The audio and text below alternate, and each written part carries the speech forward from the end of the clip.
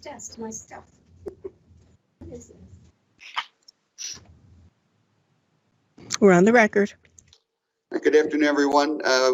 Welcome to the Appellate Court. I'm Judge Bright. I'm sitting this afternoon with Judge Mall and Judge Bishop on the matter of U.S. Bank versus Hickey, AC docket numbers 43792.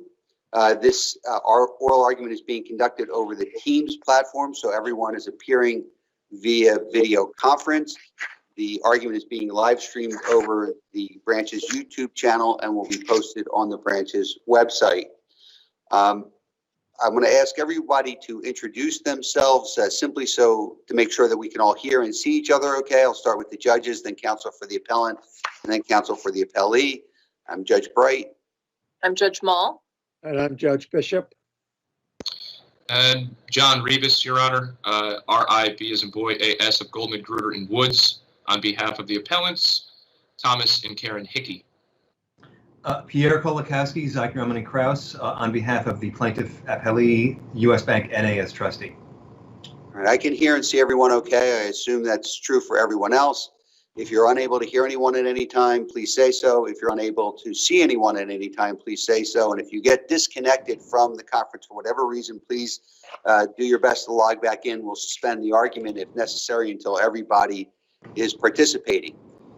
Because this is a remote argument, we are not in the courtroom, but I would ask everyone to employ the same process and observe the same decorum they would observe if they were in the courtroom. We've had a couple of experiences recently which have been surprising to us in terms of how some counsel have conducted themselves. I don't expect that to be the case with the counsel who are before us today, but I feel it's necessary to make that advisement. I would ask that everyone keep their microphones muted during the argument when you're not talking to avoid any background noise and avoid people talking over each other. The judges will do the same. If we have questions, we're going to raise our hands and ask counsel to recognize us so that, again, we're not talking over each other. If you do not recognize us, though, we will jump in like we would in the courtroom, although we would prefer not to do that. Each side will have, I would ask also that you keep your cameras on at all times so that we can make sure everybody is present and appropriately engaged in the arguments. Each side will have 20 minutes to argue. I will keep track of the time, and I have time cards that I will hold up at 2 minutes, 1 minute, and when your time is up, in lieu of our light system that we have when we're in the courtroom.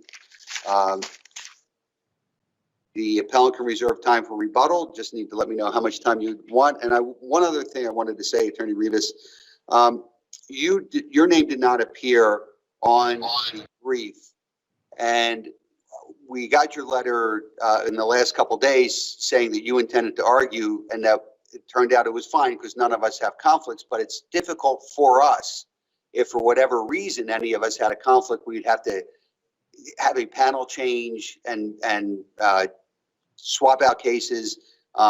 So we would ask that in the future we either be provided with more notice, or that if you were involved in the brief, that your name be included on the brief as well. Okay?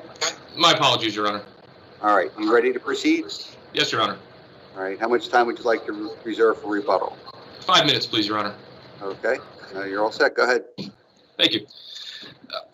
To begin with, I'd like to address the court by stating that there's a larger picture here that I think lent itself towards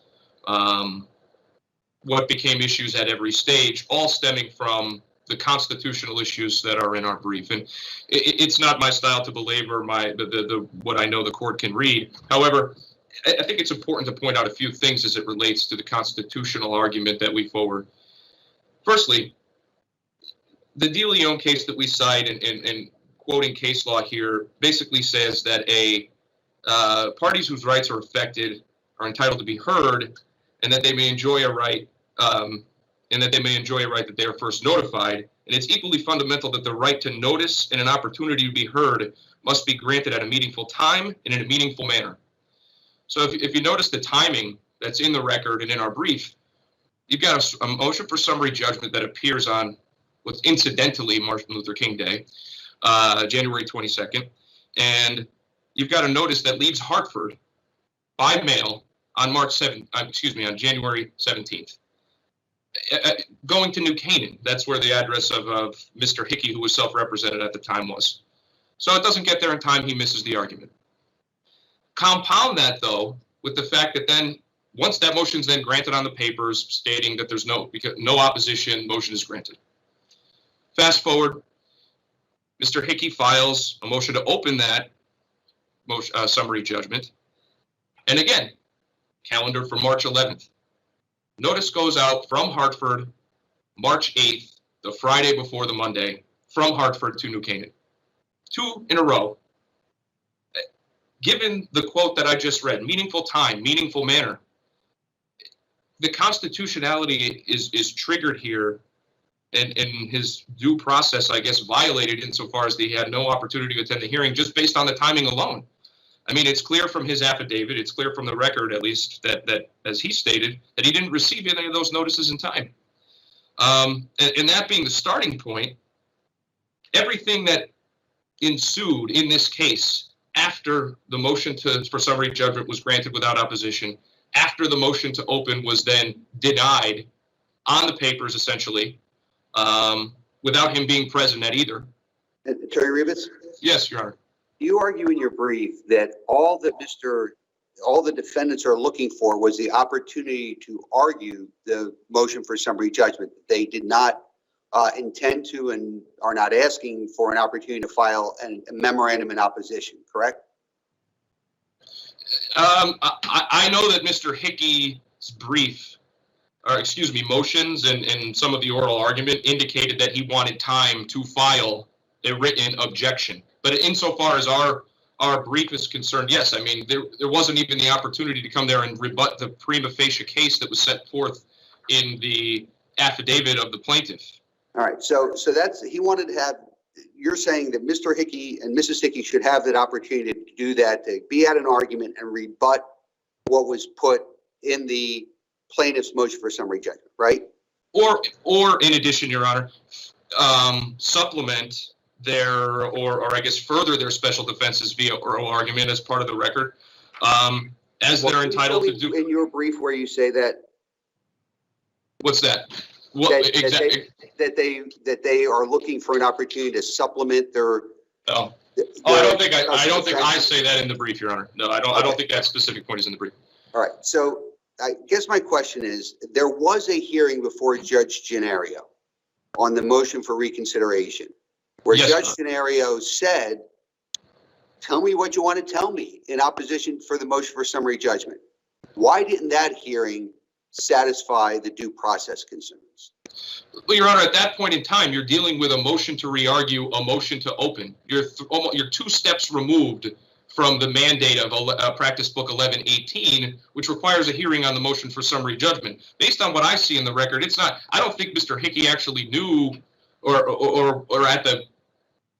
It seemed that he was struggling with the idea of what he was supposed to be arguing the day that he was in court, because it's clear from the transcript that he is, I guess, sort of stuttering and trying to figure out what the court is looking for. But I think it's clear from his transcript that he was looking for time to be able and to sort of reset things back to the motion for summary judgment's argument, which I think was appropriate here, given the fact that there was never meaningful argument on it to begin with. And I don't think that the case law, specifically Fromell, and to some extent Scroggin, contemplate the idea that 2 steps removed is when you should be presenting your arguments in opposition to summary judgment. 1118 prescribes and grants a right, to argue the motion itself.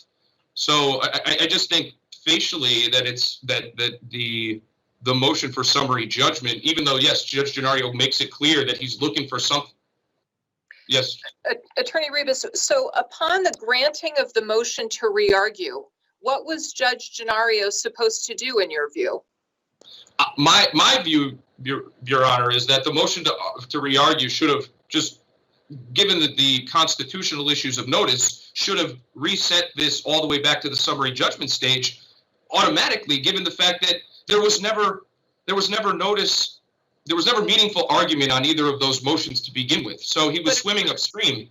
But according to the appellee's brief, the way all this went down was Judge Denario granted the motion to re-argue, gave the defendants notice that it was the court's expectation that argument would be had on the motion for summary judgment. At the hearing, Mr. Hickey was asked numerous times, what is your response to the motion for summary judgment? And a meaningful answer was not forthcoming. So at that point, what was Judge Denario supposed to do?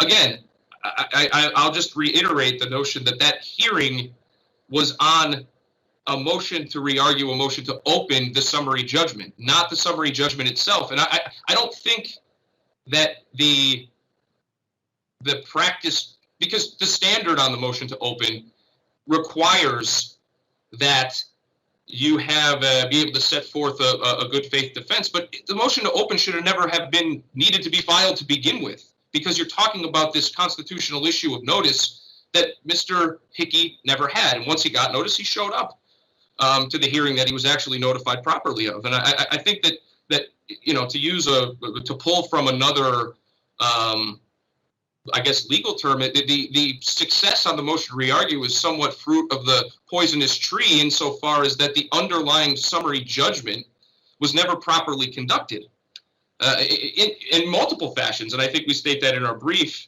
by saying, talking about the order that entered on that, and there's not any indication, at least in the argument, that the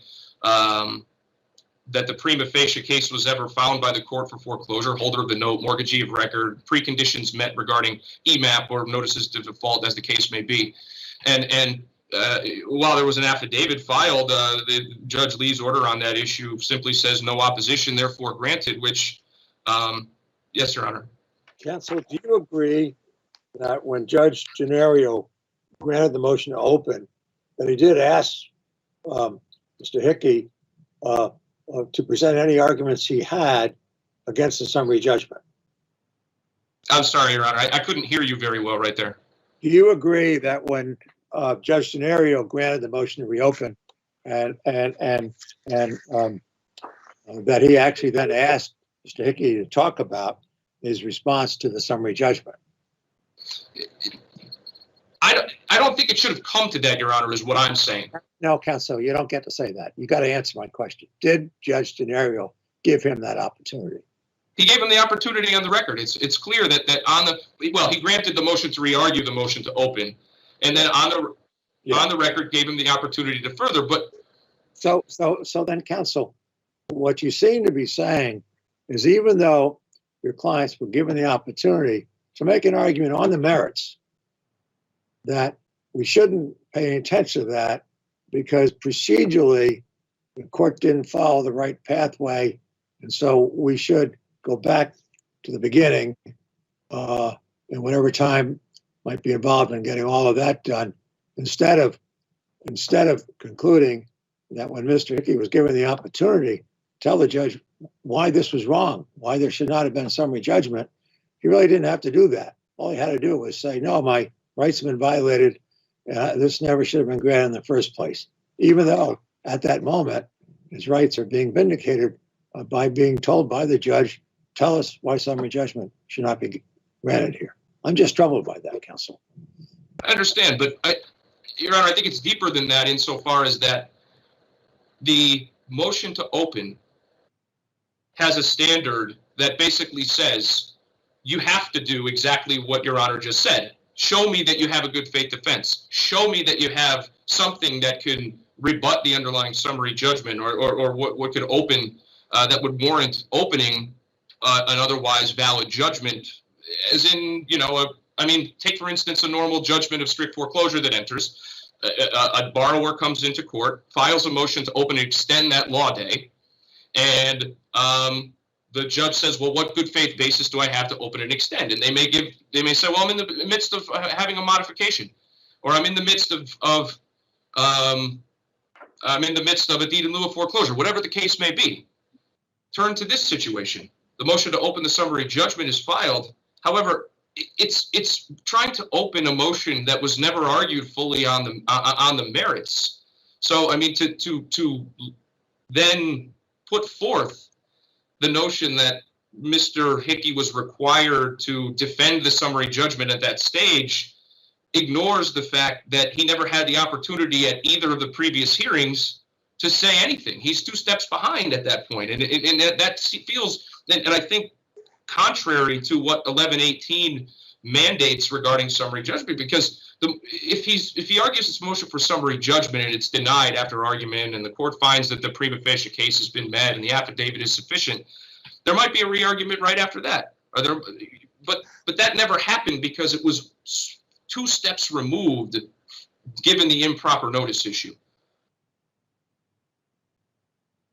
And one final thing I just want to point out, and I've mentioned it and touched upon it, is that there's, given the actual summary judgment granting itself, there's cases out there from L, most notably and recently, indicating that there has to be a something on the record, or it seems to be on the record, more than just no opposition, therefore granted.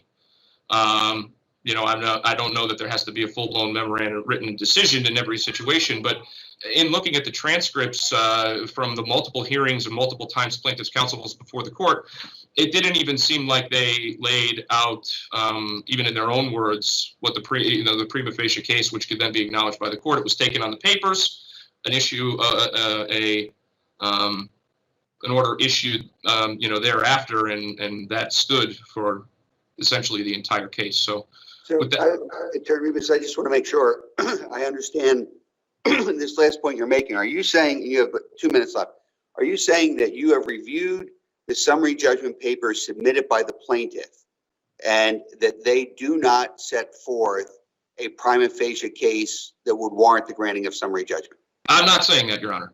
Okay. I'm not saying that. I'm saying that the court's order was predicated, it's seemingly, on the fact that no opposition, therefore summary judgment is granted.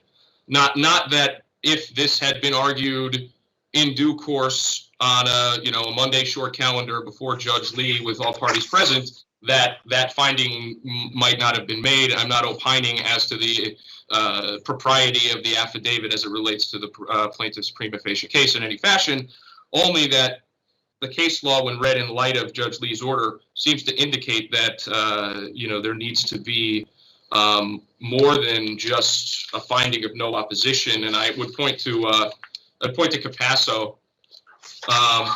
Just in the last, there's a section right at the end. We hold only that the trial court cannot grant summary judgment merely because opposing party did not submit an adequate brief, but the court must first determine that the moving party demonstrated that is entitled to summary judgment based on the standards previously stated.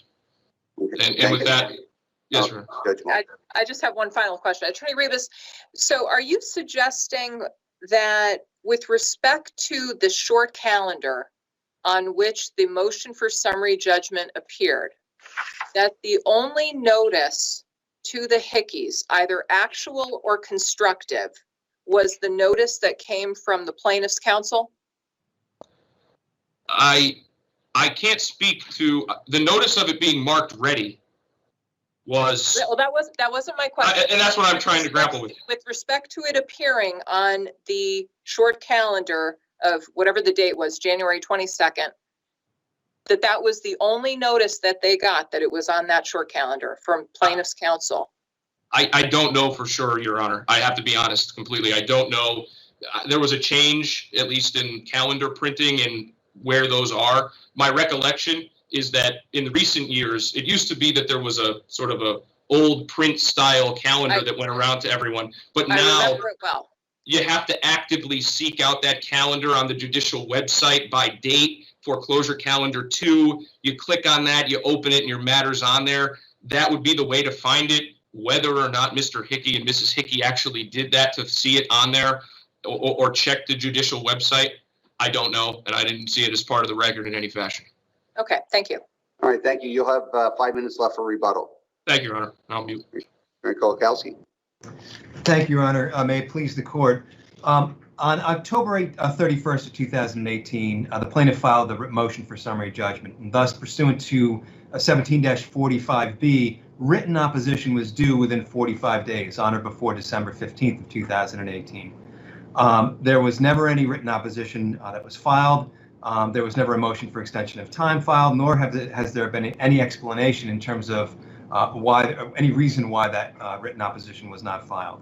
In both their written and their oral presentations to the Superior Court, the defendants are singularly focused on their request for an opportunity to file written opposition. And that appears in their motion to open at paragraph 11, which is at page A41 of the appendix. It appears in their motion to re-argue at paragraph 8, which is at page A58 of the appendix. And it appears repeatedly in Mr. Hickey's presentation to Judge Denario at the April 22nd, 2019 hearing, and that's at pages A95 to A98 of the appendix. The defendants are being disingenuous here because having not properly requested an extension of time to file written opposition and having no legitimate basis seemingly to do so, they've now pivoted on appeal to saying, "Oh no, we were only looking for oral argument. We weren't looking for a written the opportunity to file written opposition." But that's not what the papers say. That's not the relief that was requested in the motion to open. They claim now that they could have beaten summary judgment by merely appearing at the hearing and arguing that the plaintiff failed to make out its prima facie case. That appears at page 8 to 9 of the defendant's brief. The fatal flaw in that argument, as has already been alluded already in this case, is that they were given the opportunity at the April 22nd, 2019 hearing. The defendants frame their argument in terms of due process. Due process, as we explained in our brief, is flexible. It's not technical. And the proper focus is not whether it was ideal or not, but whether the parties were given a fair opportunity to present their claims and defenses. In short, and referencing something I think that Judge Bishop was alluding to, and that is that we shouldn't elevate form over substance. They were given an opportunity to present their defenses, and they didn't do that. Obviously, the two elements are reasonable notice and an opportunity to be heard. The defendants were given reasonable notice of the April 22nd, 2019 hearing. And that was in the notice that was issued on April 2nd, 2019, almost 3 weeks prior. And that appears at page A63 of the appendix. They were given almost 3 weeks notice that the substance of the hearing, and quote, the argument on the underlying motion to open will be heard the same day immediately thereafter. Thus, they were aware that the substance of the hearing and the substance of their motion to open was whether or not they had a good and valid defense to the summary judgment motion. That was the substance of the hearing. So they were given notice of that. With respect to the opportunity to be heard, a review of the transcript makes it clear that Judge Denario was virtually begging the defendants to identify material fact, to give some kind of opposition in the basis of their opposition to the summary judgment. They didn't. The judge, or Mr. Hickey, didn't do that. We discuss in our brief at page 15 the test for due process and consideration of due process under the United States Supreme Court's decision in Matthews versus Eldridge, and that's at page 15 of our brief.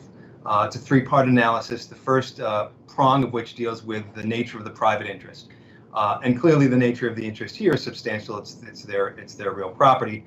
However, that in and of itself is not dispositive of the test by virtue of, as discussed in GMAC versus Glenn, 103 Con App, page 264 at page 275. The second prong is the risk of erroneous deprivation through the procedures that were used. And the question is, did they have the opportunity at that April 22nd, 2019 hearing to present their defenses and to identify material facts? Was there a risk that they didn't have that opportunity? And the answer is no. As you see in the transcript, Judge Denario repeatedly requested that they identify the defenses that they had to the summary judgment. And the third prong is the probable value of substitute procedures. And in this case, and in this appeal, what's being sought here is the only thing that's being sought in this appeal is another hearing on summary judgment. And the question is whether or not that would serve of any value. And the answer is no. They have not been able to articulate, weren't able to articulate at the hearing any basis for opposition to the summary judgment, and they haven't done so in this appeal. There's nothing in the brief which indicates gives any indication as to what possible basis they have to defeat the summary judgment. A hearing requested by the defendants would be a waste of time and would be a waste of judicial resources. With respect to the denial of the motion to open, that test is, as has been discussed, is whether or not there was a valid defense and whether or not the defendant was reasonably prevented from presenting that defense. Now, it's important to note the relief that was requested in that motion to open. The relief that was requested was to open the judgment so as to permit them to file opposition to written opposition to the summary judgment motion. But nowhere in any presentation, either in writing or in the oral argument in the Superior Court, is there any indication as to why the defendants were prevented from presenting written opposition to the summary judgment. It's just not there in the record. And in terms of the granting of the summary judgment, we discussed that at length at pages 22 to 28 of our brief. The plaintiff established prima facie claim of foreclosure, and the defendants haven't identified any reason why that should not have been entered. Finally, the summary judgment order that was entered by Judge Lee. That order appears at page A39 of the appendix, and it reads, quote, "Without opposition, the plaintiff's motion for summary judgment as to liability only is granted."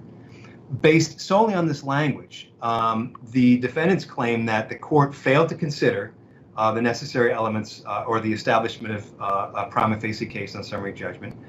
And they also posit that the Superior Court granted summary judgment, quote, "solely because the defendants failed to submit an opposition brief." And that's end quote. But the order doesn't say that. The order doesn't say without opposition. The order says without opposition. It doesn't say without written opposition. And as the cases that are discussed by both amicus and by defendants, the Frimmel case, the Capasso case, they all cite the reasons that are identified by the trial courts in those cases as the denial for summary judgment are specific. They specifically say, well, in the Capasso case, the plaintiff, I believe in that case, the plaintiff didn't comply with my scheduling, with my order. In Frimmel, the court stated that, well, the defendants didn't timely file opposition, and so therefore they're out of luck. That's not the case here. And secondly, the other important point is, Attorney Kolakowski, yes, ma'am. I just want to make sure I understand. Are you saying that if a plaintiff files a motion, or in your case, a plaintiff files a motion for summary judgment, defendant just doesn't say anything, doesn't oppose it, doesn't show up at a hearing, that a court doesn't have to review the motion to see if the plaintiff has met its burden on summary judgment? No, Your Honor. I thank you for pointing that out. No, of course, the court does have to do that, and the case law is very clear about that. My point, Your Honor, is what's happening here is the defendants are engrafting language into the court and Judge Lee's order, which would seemingly indicate that he basically extrapolating. Well, this simple one-line order means that Judge Lee didn't do that. He didn't take that necessary step of evaluating and making sure that that a prima facie case was established. That's not what the order says. The order says nothing to that effect. And here's the key. In counsel's presentation to this court, indicated and it used the word seemingly. The order seemingly said that. But here's the key. If there's any ambiguity, to the extent that there's any ambiguity in the court's order, it's incumbent upon the defendants as appellants to make a motion for articulation to have Judge Lee clarify what his order was. And they didn't do that. And in the absence of that, the rule has changed on that too, though, that now if we determine that an articulation is necessary, we can request an articulation, and we can't refuse to review a claim simply because merely because there was no articulation requested. So should we request an articulation from Judge Lee? I don't believe that's necessary because there's nothing in the order which indicates that he didn't do what was necessary to consider the prima facie claim. And it doesn't say without written opposition. It doesn't say anything to the effect, as it was the case with Frimmel and with the other cases, that other considerations came into effect. Yes, Your Honor. Counsel, aren't we entitled to presume that the trial court followed the law in the Yes. absence of any contrary indication? That's correct, Your Honor, yes.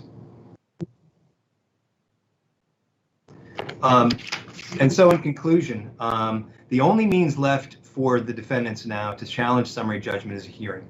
And the trial court already afforded them that hearing in the motion to open on April 22nd, 2019.